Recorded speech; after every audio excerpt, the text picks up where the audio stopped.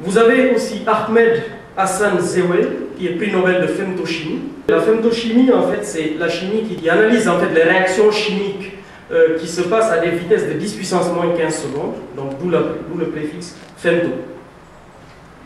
Vous avez Rose Diane Kuntz, donc 1956-2008, chercheuse à Sophia Antipolis en intelligence artificielle, première femme du Sénégal et d'Afrique admise à l'école polytechnique en 1976, directrice de recherche depuis 1992 et deuxième femme chef de projet à l'INRIA.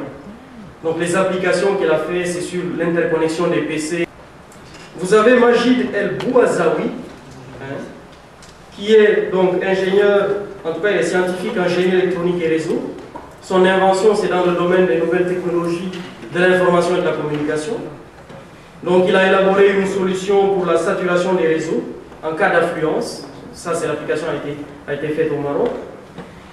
Donc il a développé également une technique de transmission de la voix et des images vidéo par GSM. Vous avez le professeur Souleymane Bou, donc directeur de laboratoire de l'hôpital de Dantec de Dakar, qui a mis en exergue en 1985, en collaboration avec des chercheurs américains et français, le VIH2, qu'il a isolé en Afrique de l'Ouest. Alors il faut savoir qu'en Afrique de l'Ouest, il y a des gens qui sont séronégatifs au VIH1, mais qui sont séropositifs au VIH2. Et vous avez Philippe Imiguali, l'un des virtuoses en sciences aujourd'hui, puisqu'il est surnommé le Bill Gates de l'Afrique, mais également prix Nobel de super-informatique, qu'on appelle prix Gordon Bell. Il a permis une utilisation très optimale des ordinateurs aujourd'hui connectés en réseau, puisqu'en connectant ces PC à réseau, suivant la structure d'une ruche d'abeilles, qu'il a qualifiée de ruche d'abeilles, il a connecté plus de 65 000 processeurs pour atteindre 3,1 milliards de calculs par seconde. Il a résolu des problèmes d'informatique qu'on a qualifiés d'insolubles.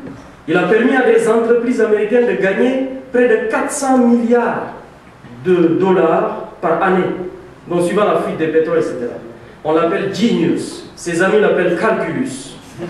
Et donc, c'est celui-là, c'est la méthode de cet homme que les gens ont utilisé, c'est-à-dire l'interconnexion des PC qu'ils ont utilisé au centre d'accélérateurs de particules, construite et ouverte récemment à la frontière franco-suisse.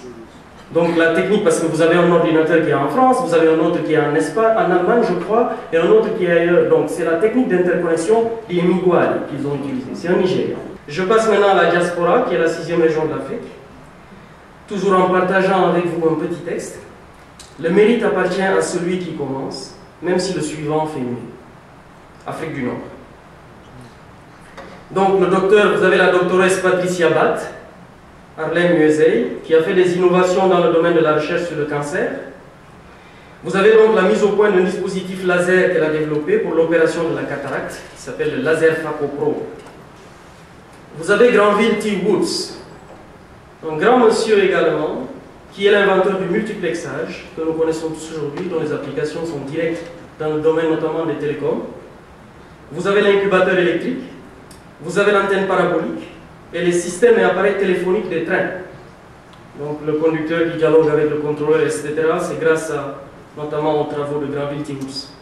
Il a été directeur également de la Woods Electric Company et il était le concurrent direct de Thomas Edison.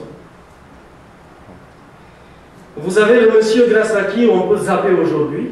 Il s'appelle Georges Nicolo, il est de la Guadeloupe. Donc il a développé son bloc multicanal quand il était à la compagnie française Thomson Houston, ici en France. Également, il est le co-inventeur du procédé et dispositif de contrôle de réactivité en régime sous-critique des piles atomiques. Ne me demandez pas ce que ça veut dire. Je ne sais pas. Vous avez Gaël Augustus Morgan. Donc Morgan qui est un très grand monsieur aussi, puisque c'est grâce à lui qu'on a les feux qu'on appelle les feux rouges aujourd'hui. Il est également l'inventeur du masque à gaz. Et pour l'histoire, un jour, il y avait un accident dans un tunnel. Et les habitants lui ont dit, mais écoute, puisque tu as inventé quelque chose, fais tes preuves.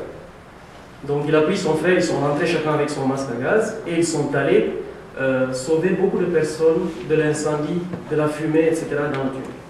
Et enfin, vous avez la chaussure GPS. Isaac Daniels, Hein, Isaac Daniel, donc, qui a mis au point cette technologie. Pourquoi? Pourquoi? Parce qu'un jour, il est ingénieur, et un jour, il était en déplacement aux États-Unis, dans une autre ville où il n'habite pas. Et ce qui s'est passé pour lui, c'est qu'il a reçu un coup de fil comme quoi ben, on ne retrouvait plus son fils. Son fils avait disparu. Mais là, c'était une fausse alerte. Et donc, il s'est mis au travail et il a développé ce système. Voilà. Donc, voici quelques références que je laisserai afficher tout à l'heure. Et je vous dis que votre attention m'a honoré. Merci beaucoup.